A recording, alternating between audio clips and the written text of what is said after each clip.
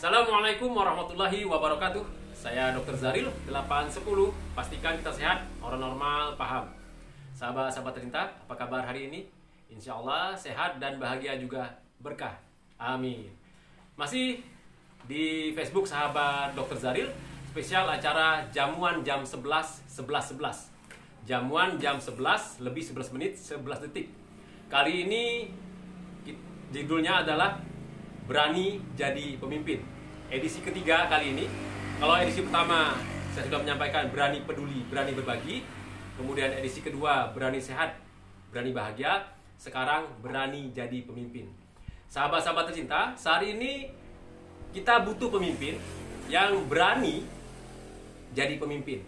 Maksudnya apa? Maksudnya adalah pemimpin yang berani betul-betul menjadi seorang pemimpin yang berkorban untuk rakyatnya, untuk menjadikan bangsa ini menjadi yang terbaik di masa yang akan datang. Dan itu perlu muncul pemimpin-pemimpin baru. Oleh karena itu, saya sangat menghargai sahabat-sahabat tercinta yang ingin menjadi pemimpin. Pupuk terus semangat itu, munculkan keberanian itu. Karena apa? Begitu estafet kepemimpinan, tongkat kepemimpinan itu turun atau pindah ke kita, kepada sahabat-sahabat tercinta, kepada orang-orang muda, maka orang-orang muda tersebut akan menjadi orang yang terbaik di masa yang akan datang. Tentu saja itu perlu dibina, perlu dilatih, dan perlu berani jadi pemimpin. Lalu, seperti apa pemimpin yang ada dalam benak saya? Dalam benak saya, pemimpin itu sebagaimana Nabi Muhammad SAW dan para pemimpin-pemimpin dunia lainnya yang menjadikan rakyatnya sebagai orang, manusia, yang akan bahagia di dunia juga di akhirat nanti.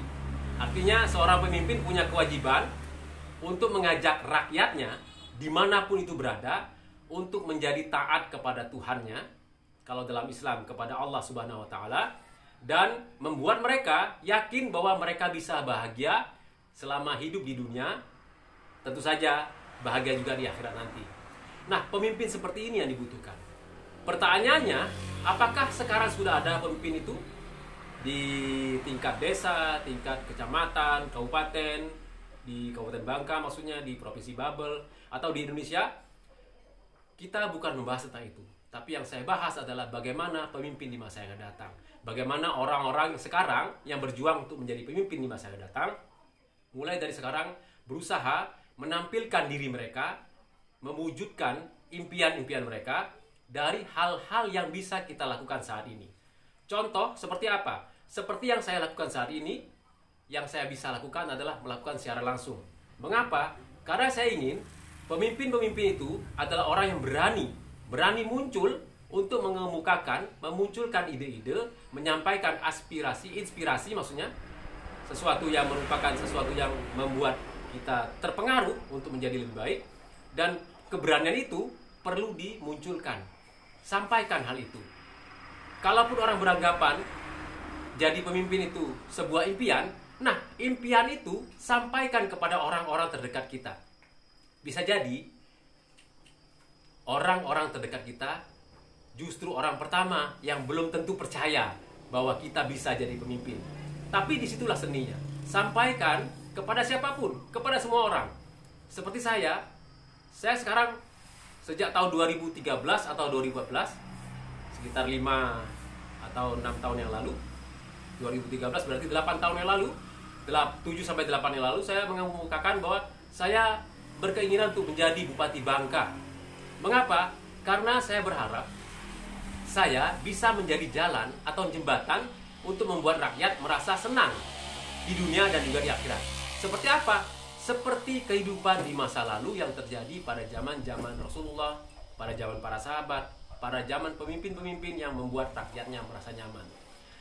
Terus terang, sahabat-sahabat tercinta, saya sangat terpengaruh. Selain Nabi Muhammad, selain Nabi Muhammad, tentu itu panduan utama saya untuk menjadi pemimpin. Saya sangat terpengaruh kepada dua orang Umar. Yang pertama Umar bin Khattab, yang kedua Umar bin Abdul Aziz. Jadi Umar bin Abdul Aziz ini adalah cicit dari Umar bin Khattab. Umar bin Khattab pernah suatu hari bertemu dengan seorang penggembala muda, seorang remaja. Beliau katakan kepada penggembala itu, dan penggembala itu tidak tahu bahwa itu adalah seorang pemimpin dunia, seorang khalifah Umar bin Khattab. Beliau sampaikan kepada anak muda itu, "Wahai gembala, saya minta satu kambing di antara kambing yang banyak ini, di antara domba-domba yang banyak ini, saya minta satu saja. Lalu kata anak tadi, mohon maaf Tuan, saya hanya menggembalanya saja, ini bukan punya saya. Lalu Umar bin Khattab mengatakan, kan Tuan kamu tidak tahu, Tuan kamu tidak tahu bahwa ini milik dia, hilang cuma satu karena sebegitu banyaknya domba yang kamu gembalakan. Memang Tuhan saya tidak tahu, tapi Tuhan saya tahu. Seperti itu Umar bin Khattab mengetes kepada anak muda tadi. Artinya kalau rakyatnya sudah bersikap seperti anak gembala tadi yang begitu amanah, maka saya yakin bukan hanya Bangka, tapi Indonesia akan menjadi negara yang super duper power, super dahsyat powernya. Nah, kemudian sang Umar bin Khattab juga orang yang tegas. Beliau tegas, dan akhirnya Allah takdirkan beliau punya seorang cicit yang bernama Umar bin Abdul Aziz yang menjadi seorang khalifah hanya dalam waktu sekitar 50, seingat saya 2,5 tahun lebih, sekitar 50-an bulan. Beliau menjadikan negara yang beliau pimpin, Jazirah Arab saat itu, menjadi negara yang adil, makmur. Bahkan tidak ditemukan satupun orang yang berhak menerima zakat saat itu. Kita bisa bayangkan kalau Kabupaten Bangka seluruh rakyatnya punya keinginan untuk menjadi seperti itu, maka saya yakin keberkahan itu akan muncul dan rakyat Bangka suatu saat nanti tidak satupun yang berhak menerima zakat. Karena apa? Karena mereka semua menjadi muzaki, menjadi orang-orang yang wajib mengeluarkan zakat. Lalu Umar bin Abdul Aziz pernah suatu hari ketika beliau sedang mengerjakan tugas-tugas negaranya di waktu malam hari, ada seorang anak mengetuk pintu, silakan masuk. Ternyata itu ada anak beliau. Beliau katakan kepada anak tadi, wahai anakku, kamu datang ke sini untuk bicara tentang negara atau bicara keluarga kita? Sang anak tadi mengatakan, saya mau bicara tentang keluarga, wahai ayahnya. Apa yang terjadi? Saat itu lentera atau lampu lilin yang ada saat itu, lampu minyak, ditiup oleh sang khalifah, oleh sang Abu Bakar, sang Umar bin Abdul Aziz. Sang anak bertanya, ayahanda, mengapa engkau tiup? Engkau matikan lampu ini, kan gelap. Kalau engkau datang ke sini untuk kepentingan negara, maka lampu ini akan tetap nyala karena negara membiayai lampu minyak ini. Tapi karena kamu datang sebagai keluarga, bicara masalah keluarga, maka kita bicara secara pribadi, bukan dibiayai oleh negara. Bisa kita bayangkan sahabat-sahabat tercinta, kalau ada pemimpin yang berani seperti itu, kita perlu muncul, perlu kita dorong orang-orang yang berani menjadi pemimpin seperti itu. Yang bahkan setetes minyak saat itu diperhitungkan oleh sang Umar bin Abdul Aziz.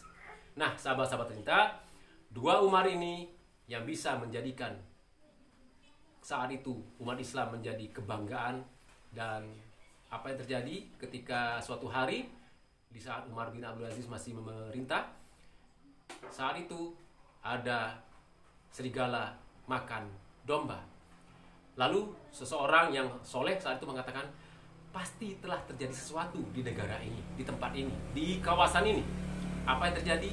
Saat itulah diumumkan bahwa Khalifah Umar bin Abdul Aziz meninggal dunia. Sahabat-sahabat tercinta, berani jadi pemimpin sebagaimana dua Umar tadi, apalagi seperti Rasulullah SAW, Nabi Muhammad SAW. Bahkan ketika Umar bin Abdul Aziz masih memerintah, serigala pun tidak memangsa domba karena saking adilnya. Nah, sahabat-sahabat tercinta, ayo saya tantang semua orang, sahabat-sahabat tercinta siapapun dan dimanapun, munculkan keberanian untuk menjadi pemimpin. Apakah nanti akan terjadi peristiwanya menjadi pemimpin atau tidak, itu adalah keputusan Allah. Tapi kita sudah berniat untuk menjadi pemimpin yang adil.